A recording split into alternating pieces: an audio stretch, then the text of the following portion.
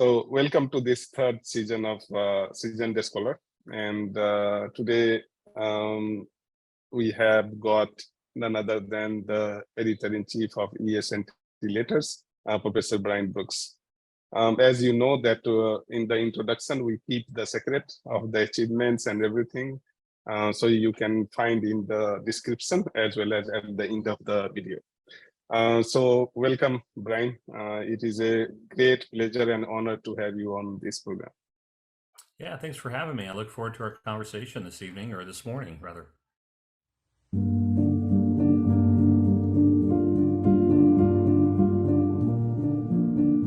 Let us know your story in your own word until graduation. I mean, you can start with the family structure, what was your father and all those. This is also a good time to acknowledge them. Yeah, absolutely. Well, I was fortunate to have very caring parents, and probably the reason why I work in environment and water is because my father was born in California.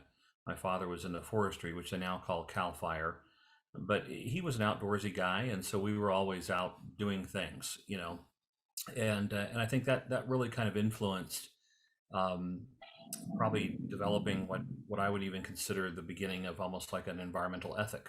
Okay. And so, but thinking about something with water or environment never really was a career thought for me. I was the first person in my family to graduate from college. And but I did have parents who I'm so grateful for, that they put a good work ethic, into me, and also always emphasize the value of education. So, when I was younger, of course, school came kind of easy to me, and I didn't have to study a whole lot, and it just made sense and it clicked. And I think I attribute to my mother becoming an avid reader.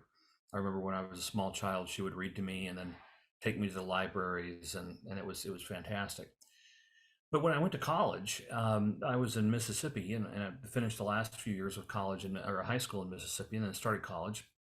And I thought I wanted to be an optometrist, an eye doctor, and the reason why is because I would not have to work on the weekends, and no one would call me after hours after 5 o'clock. So you can see that my motivation was not based upon passion or curiosity. It was based upon an experience I had with someone when I was younger, and I felt that I was benefiting from that type of doctor, and so that was my motivation.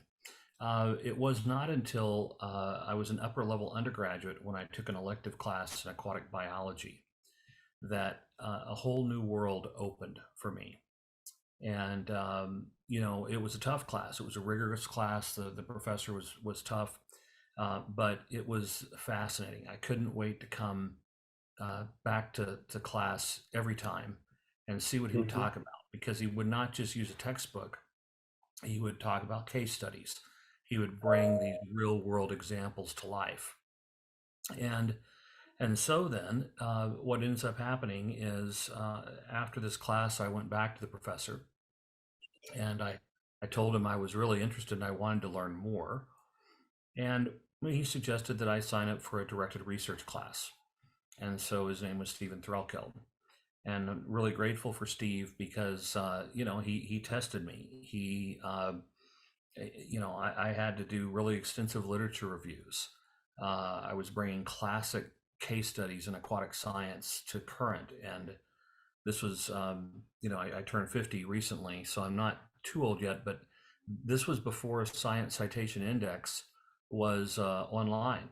So this would include reading a paper, going to the library, and it was a tedious process to perform the literature reviews.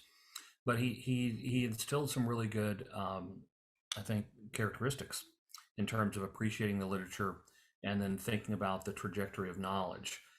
And so I also was able to get involved with some research with one of his PhD students, and made the decision, when I was taking an advanced field school of the American Southwest, that optometry school was really not going to be for me.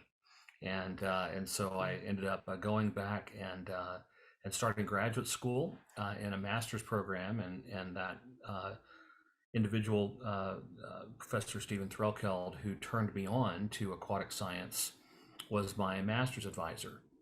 And then during that time, this is where we started getting involved with environmental contamination.